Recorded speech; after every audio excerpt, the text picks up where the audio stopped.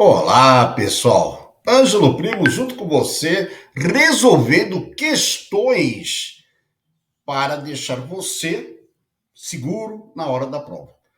Lembrando que agora nós estamos na segunda fase. A parte teórica foi a primeira fase, né, do nosso projeto aqui do YouTube, do canal. E a segunda fase agora é resolver questões de várias bancas, né? O máximo que a gente puder abranger das bancas, nós vamos trabalhar. Por quê? Cada assunto da lógica tem a sua teoria, como você acompanhou. Porém, a maneira como cada organizadora aborda essa teoria vai de cada um. Tem umas que gostam mais de um tipo, de outro, tem exercícios comuns, por isso que é importante, né? Quando você estiver se preparando especificamente aí para um concurso, saber como a banca, né, cobra essas situações. Mas não podemos abrir mão, né, no caso da sua teoria. Por quê? Resolver exercício é o seu treino antes da competição. E aí, então, vamos falar do nosso tema, que é a parte de verdades e mentiras. Você sabe que o suporte, né, para os exercícios de verdade e mentira, no caso, é identificar as contradições. Em algum momento, nós temos contradições aí no caso, tá certo? É a hora que você identifica essas contradições, nós congelamos e trabalhamos com as outras que sobraram, porque as outras passam a ser certeza, né? Se são verdadeiras ou falsas. Então, sempre, né, o treino é identificar rapidamente quais são as contradições, congela e trabalha com as restantes aí. E o que nós estamos trabalhando corresponde à nossa querida, né, FGV. Não tão querida pelos outros, mas ela está lá, né, dentro dos seus concursos aí, ok? Vamos lá, então. Nossa primeira questão. Opa, deixa eu descer.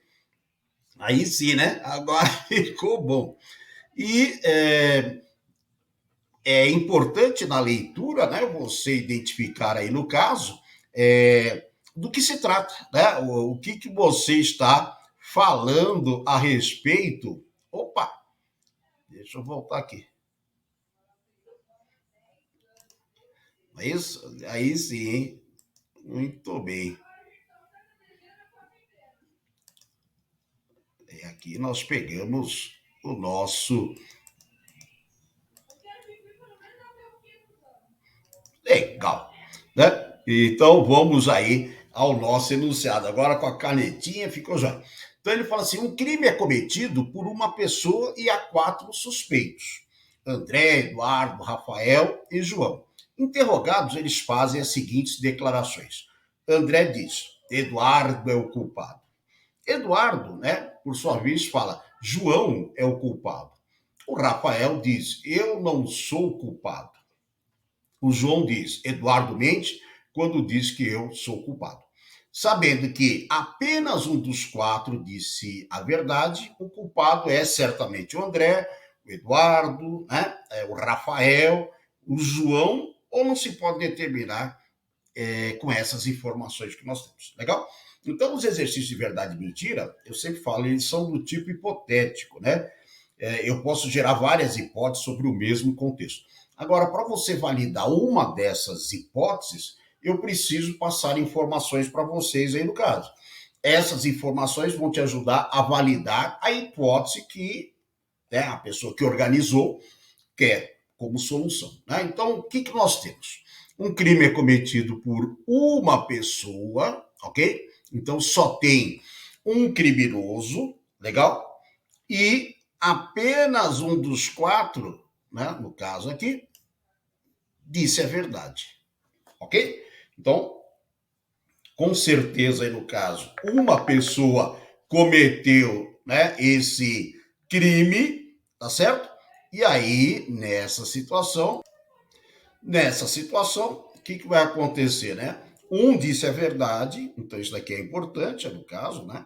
Um falou a verdade, tá certo? E, no caso, três são o quê? Os mentirosos. Essa é a ideia que eu tenho, é isso que eu vou utilizar para poder verificar a minha hipótese, ok? Essa é a situação que nós temos. Então, Qual o procedimento que eu tenho para esse tipo de exercício? Vamos lá.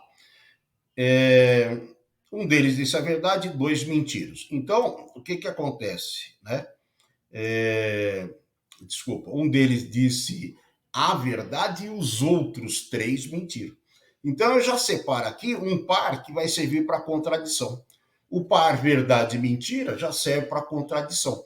O que eu vou fazer é correr atrás de quem tem cara de contradição, é isso daí, né? E esse exercício é clássico, né? Quando ele fala fulano mente, quando ele diz alguma coisa, ele faz um pronunciamento aí, né, contra a declaração de alguém. Então ele fala assim, né, o André diz, Eduardo é o culpado. Tá bom, então o André tá, no caso, culpando lá o Eduardo. O Eduardo diz, João é o culpado. O Rafael diz, eu não sou culpado. Ok. E o João fala, Eduardo mente quando diz que eu sou culpado. Então, vamos entender aqui no caso onde estaria a contradição, né? Segundo o João, Eduardo mente quando João é culpado. Então, traduzindo, significa, né, aqui no caso, né, João não é culpado.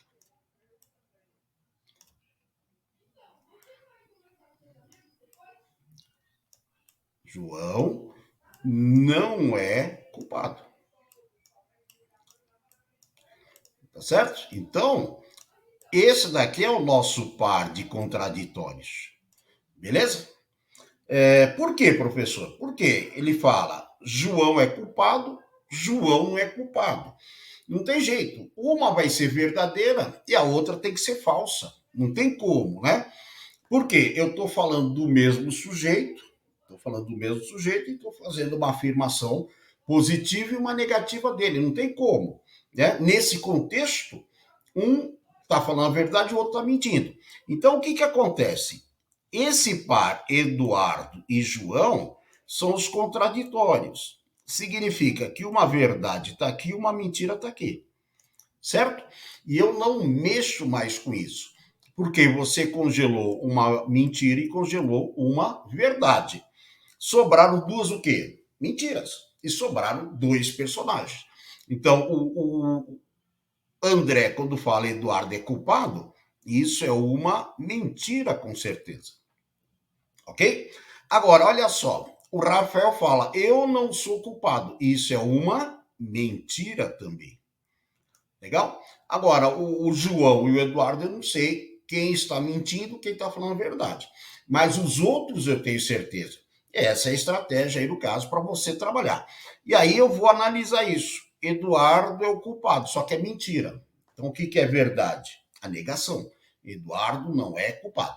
Apesar de serem exercícios de verdades e mentiras, você tem proposições. Proposição simples, proposição composta, pode ser qualquer uma delas. Portanto, né, o que vai acontecer nessa situação? Eu trabalho da mesma forma que proposições. Aí eu falo assim, né? Eu não. O Rafael fala, eu não sou culpado, mas é uma mentira. O que é verdade? A negação da proposição. Se uma proposição é mentira, a negação é verdade. Se uma proposição é falsa, né, a negação é verdade. Portanto, o que passa a ser verdade agora? A verdade é que eu sou culpado. Quer dizer, o Rafael agora está se entregando. Deu para entender a ideia? Você vai atrás do par contraditório, congela. Eu posso ter vários pares de contraditório, depende da quantidade de personagens. Congela. O resto, você tem certeza do que se trata, né? Então, Rafael falou, eu não sou culpado, mas é mentira. Então, o que é verdade? Eu sou culpado. O que você está procurando aí no caso? O culpado, né? Essa é a ideia do caso. Portanto, né? Quem é o culpado? Certamente é o Rafael.